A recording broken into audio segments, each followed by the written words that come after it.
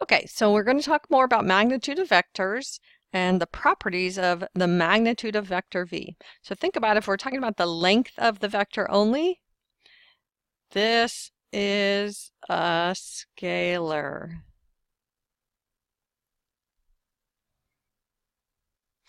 So if v is a vector and alpha is a scalar, then it's true that the magnitude of vector v has to be positive, or at the smallest, 0 for the 0 vector. And then it will be 0, a scalar, if and only if the vector you start with is the 0 vector. Notice that the length of vector v is the same as the length of the opposite of vector v, because they're the same lengths, just opposite directions.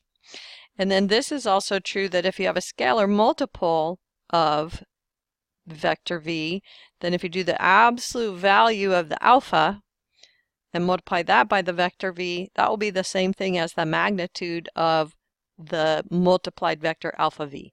So make sure you're paying attention to what's a scalar and what's a vector.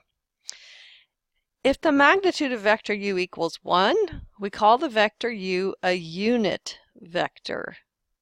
So the unit word has the same meaning as when we talk about the unit circle with radius 1, but now we're talking about a unit vector with length 1, magnitude 1. Okay, so objective 2 is to find a position vector, and we have an algebraic representation of a vector, and it uses this notation where you have these angle brackets and you put a comma b, and so now we're situating the vectors in a coordinate system.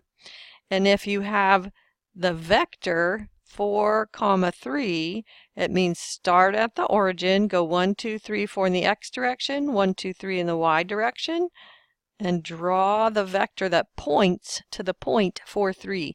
So the angle brackets tell you it's a vector pointing at that spot and not just a point. So A and B are called the components of V. And if the initial point is the origin, then V is called a position vector. So here's the picture of the position vector 4, 3, where we situated in a coordinate system with the tail of the vector at the origin. So we call that the initial point. So initial point and tail are kind of used interchangeably, and terminal point and head are pretty much used interchangeably.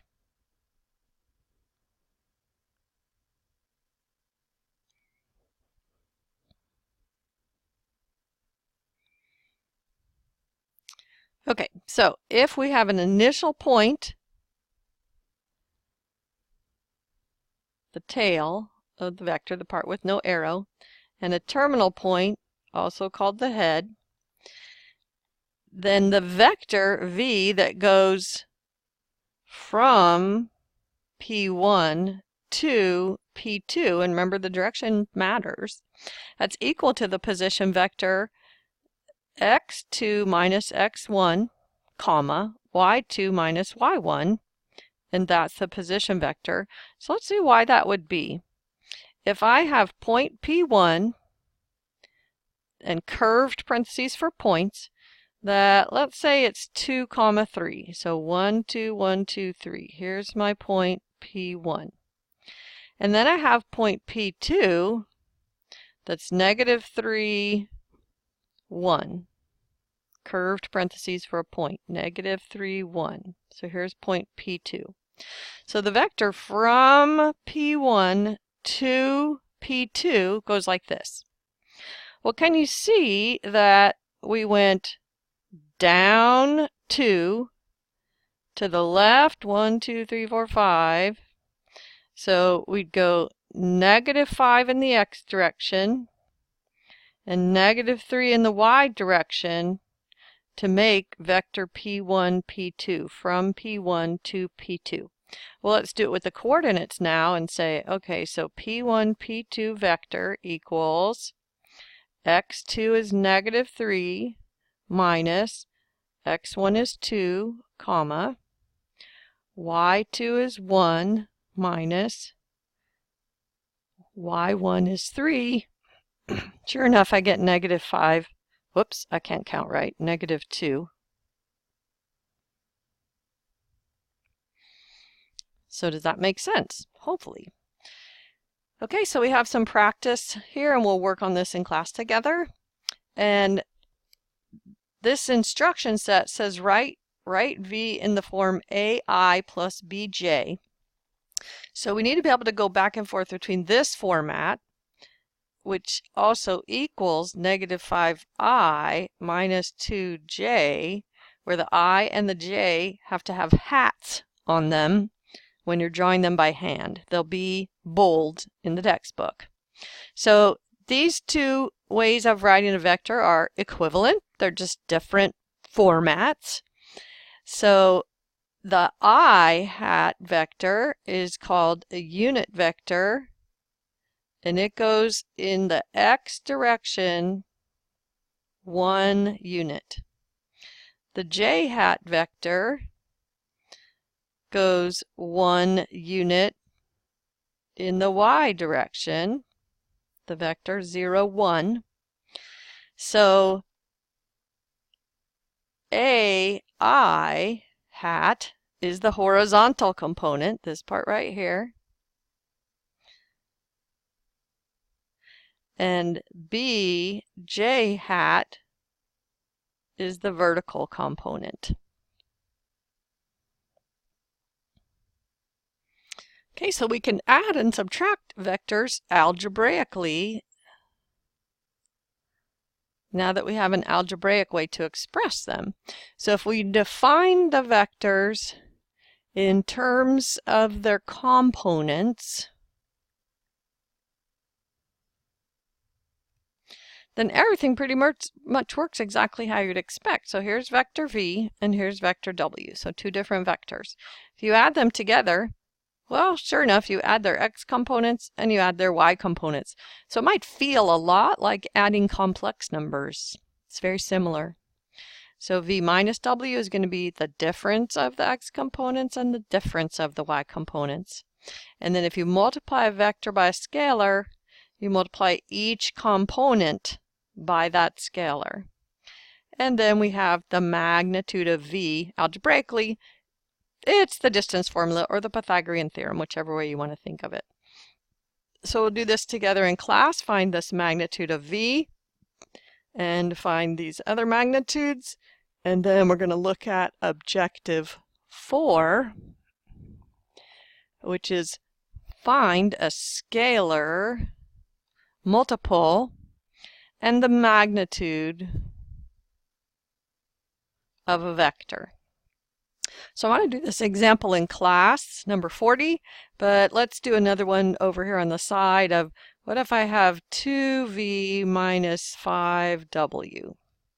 So I have 2 times the vector 3 comma negative 5 if I write it in the bracket notation, minus 5 times the vector negative 2, 3 in the bracket notation. And you're free to use either the brackets, the angle brackets, or the ij notation. Notice the ij notation must have a plus or minus in between. The angle bracket has a comma, no plus or minus.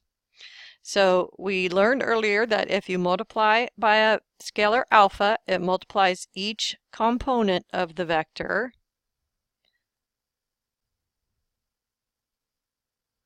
So I'll have 6, negative 10, and then minus negative 10 comma 15, and then we add two vectors or subtract by combining the x component. So 6 minus a negative 10, that's going to be 16, and then negative 10 minus 15 is going to be negative 25, which can also be written as 16i minus 25j.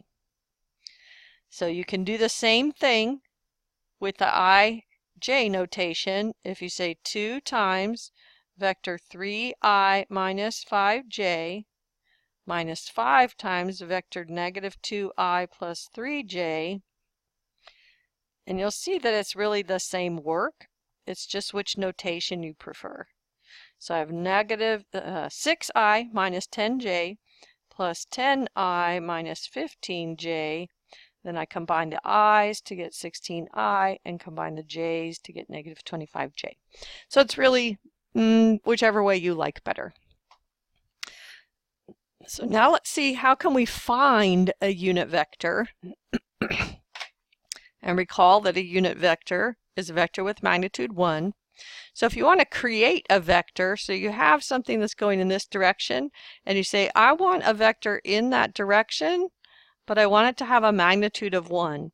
So if this is vector v, we call this one u subscript v, that says it's the unit vector in the direction of v.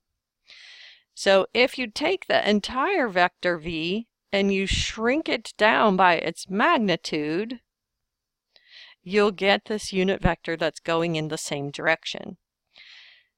So that also tells us that any vector can be written as a product of its scalar magnitude and a unit vector in its same direction by multiplying both sides of that equation by magnitude of v.